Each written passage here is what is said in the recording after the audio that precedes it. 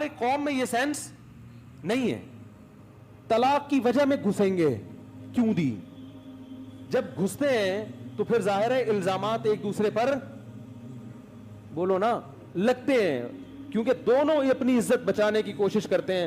اور ہمارے معاشرے کا مزاج لوگوں کو معلوم ہے کہ اپنی عزت بچانے کے لیے دوسرے کو معاشرے میں ذلیل کرنا انتہائی ضروری ہے. آج کل جو مارکیٹ میں چل رہا ہے نا وہ یہ چل رہا ہے کہ اپنی عزت جب ہی بچے گی جب دوسرا کیا ہو جائے گا, ذلیل ہو جائے گا.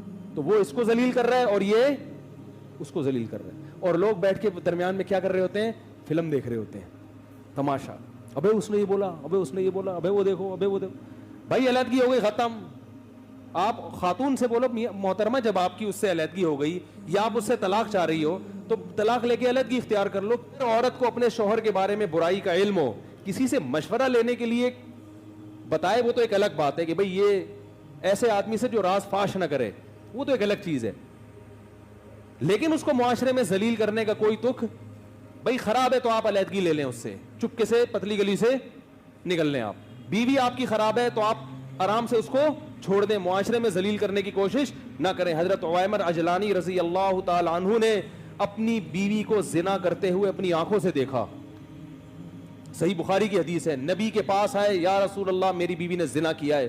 آپ غضبناک ہو گئے, فرمایا گواہ نہیں ہے, تمہاری پشت پہ کوڑے لگیں گے, اور اپنے چہرے کو پھیر لیا آپ صلی اللہ علیہ وسلم نے, ناراضی کا اظہار کیا. علامہ نووی نے لکھا اس سے اس طرز عمل میں نبی نے بتا دیا کہ نبی کو یہ بات اچھی نہیں لگی کہ آپ اپنی بیوی کو دیکھا ہے تو مجھے آ کے کیوں بتا رہے ہو. حالانکہ نبی تو مربی تھے, روحانی باپ تھے, روحانی باپ کو بھی اجازت نہیں دی جا رہی کہ اپنی بیوی کے زنا کے بارے میں آپ آ کے بولو بھائی بتائیں کہ یہ ایسی ہے.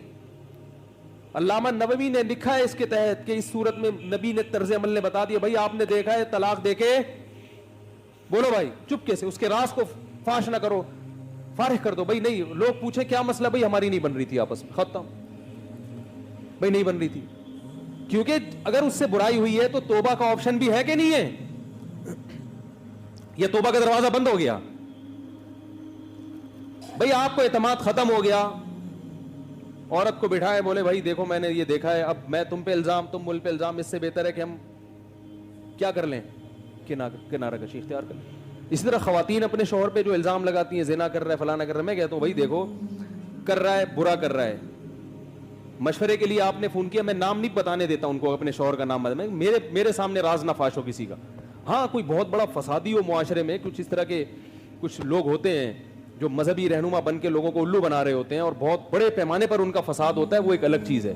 وہ تو پھر داڑھی رکھ کے, ان کے تو داڑیاں انہوں نے جالی رکھی ہوئی ہوتی ہے نا, وہ تو معاشرے میں باقاعدہ فساد پھیلا رہے ہوتے ہیں. کوئی ایسا فسادی ہو تو وہ مشہور فسادی, وہ ایک الگ چیز ہے. تو میں ان سے کہتا ہوں کہ بھائی آپ نے اپنے شوہر کو اگر اس کنڈیشن میں دیکھا ہے, یا تو برداشت کرو یا اس سے طلاق کا بولو بھائی مطالبہ. اس کو سیدھا تو کرنا بڑا مشکل ہے, یا تو پھڈا کرو, 3 ہی آپشن ہے. میں کہتا ہوں یا تو پھڈا کرو, میاں سے پھڈا کرو, کیا کر رہا ہے بھائی تو, انسان کا بچہ بن, پھڈا کرو. کہہ نہیں پھڈا کریں تو وہ طلاق کی دھمکیاں دیتا ہے, اور یہ تو میاں جو اس قسم کے خراب ہوتے ہیں وہ اتنے نیک تھوڑی ہوتے ہیں کہ ان کو سمجھائیں تو کہیں گے بیگم آپ کا بہت شکریہ, آئندہ بھی یہ نصیحت کا پروگرام چلتا رہے تو بہت اچھا ہے. تو میں نے کہا پھڈا کرو, گھر میں چیزیں اٹھا کے پٹکو, یہ تو کرنا ہے. یہ تمیز سے کون مانتا ہے آج کل. ایسی خواتین دیکھو کیسے الٹے مشورے دے رہا ہوں میں. وہ کہتی ہیں اس کے ناجائز تعلق, میں کہتا ہوں اٹھاؤ برتن توڑو, جب گھر میں آئے نا, اللہ کی قسم ایسے مشورے دیتا ہوں میں, چاہے آپ اس پہ کچھ بھی کمنٹس کریں. خاتون کہتی ہے میرا میاں کے غلط تعلقات ہے, میں کہتا ہوں توڑ دو گھر میں جتنے برتن ہیں, آئے گھر میں بولو اٹھا کے پھینکو, بولو یہ میں شریف زادی ہوں.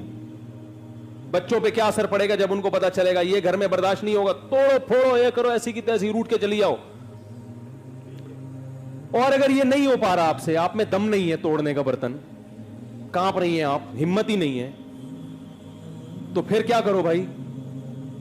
بسوں کے پیچھے لکھا ہوتا ہے تپڑ ہو تو پاس کرو ورنہ برداشت کرو, لکھا ہوتا ہے نا.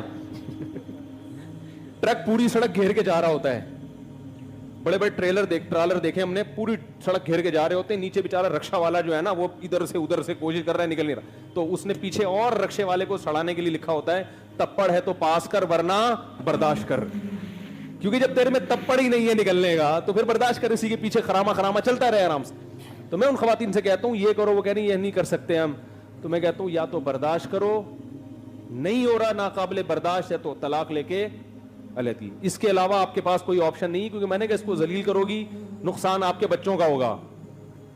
نقصان کس کا ہوگا؟ ساری زندگی لوگ تانے دیں گے ان بچوں کا باپ ایسے تھا. بیٹیوں کا تو اور بڑا نقصان ہوتا ہے, ان کے رشتوں میں پرابلم ہوتی ہے, اور کوئی آپشن نہیں ہے.